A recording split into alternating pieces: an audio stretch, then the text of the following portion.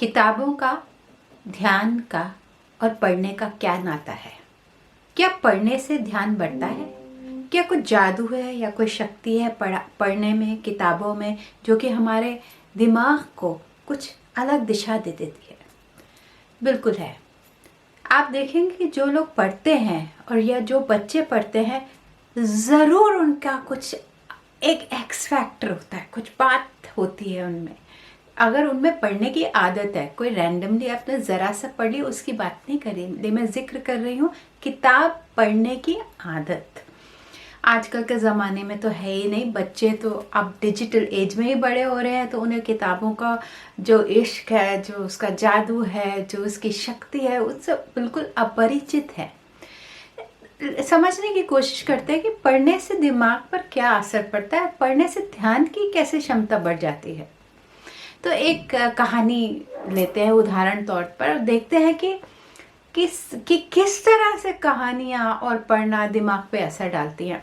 जब हम छोटे होते थे, ना टीवी थी, ना इंटरनेट था, ना कुछ था, तो हम क्या करते थे? हम किताबें पढ़ते थे। उससे ज़रूर हमारे दिमाग पर असर पड़ा है, एक अलग दिशा मिली है। ऐसा नहीं है कि आजकल के बच्चों में दिमाग या इंटेलिजेंस की कमी है, बिल्कुल बहुत ही ज़्यादा है, लेकिन स्थिरता की ज़रूर कमी है, धैर्य की ज़रूर कमी है, मन को एकाग्र करने की ज़रूर कमी है। तो वो कैसे होगी? और वो अगर हम वापस किताबों पर आ जाएं तो ज़रूर ये कमी काफ़ी हद तक पूरी हो सकती है। कैसे? देखिए, एक कहानी लेते हैं, जैसे खरगोश और कछुए की कहानी, जिसपे हम सब बड़े हुए हैं। आप देखिए कि जब हम पढ़ते हैं, कोई बच्चा उसको किताब में पढ़ता है या वो सिर्फ सुनता है, शायद वो इतने छोटे हैं कि अभी किताबें पढ़ नहीं सकते, धीरे धीरे जब बड़े होंगे तो किताबें पढ़ेंगे, तो क्या होगा? तो आप सोचिए, जैसे कोई सीन चल रहा है कि कछुए और खरगोश के में एक दौड़ चल रही है, दोनों देखेंगे कि कौन उसमें से जीतेगा, और खरगोश आगे भाग के एक पेड़ के नीचे शांति से सो जाता है।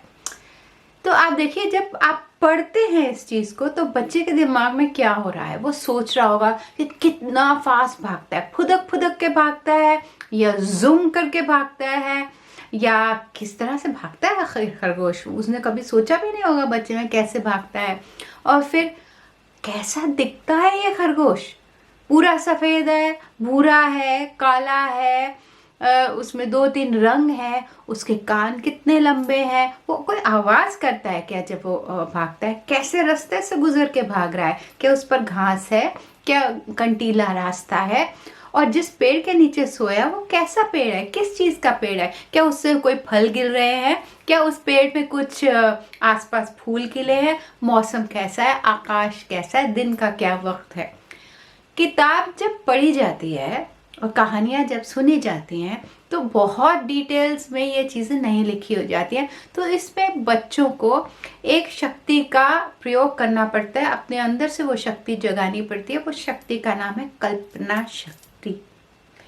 देखिए, ध्यान आइसोलेशन, अकेले में नहीं होता है, वो हमारी अनेक शक्तियों से जुड़ा हुआ होता है।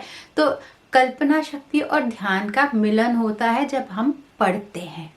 और यहाँ पे जब मैं पढ़ने की बात कर रही हूँ, तो ज्यादातर कहानियों की बात कर रही हूँ। बच्चे के मन में कहानी एक आप समझते हैं बीज की तरह काम करती है। वो पड़े रहता है बीज, और कभी मौसम आता है तो फिर उसमें वो पनप जाता है, उसमें फूल खिलते हैं, उसमें फल निकल के आते हैं, उसमें खुशबू आती है। तो ये जो शक्ति है, ये कैसी शक्ति कैसे उजागर हुई? क्योंकि उसमें ध्यान सम्मिलित है। आप जब भी कल्पना कर रहे होते हैं और जब आप पढ़ते हैं, तो आपकी कल्पना को दिशा मिलती है। जब आप कल्पना कर रहे होते हैं, तो आपका दिमाग को एक दिशा में ले जाया जा रहा है। तो ये जादू, ये शक्ति पढ़ने से आती है। और जब हम एक आदत डालते हैं, और ये शब्द बहुत महत्वपूर्ण है, आदत। कभी आपने जरा से यूं ही पढ़ लिया तो उससे कोई खास फर्क नहीं पड़ता।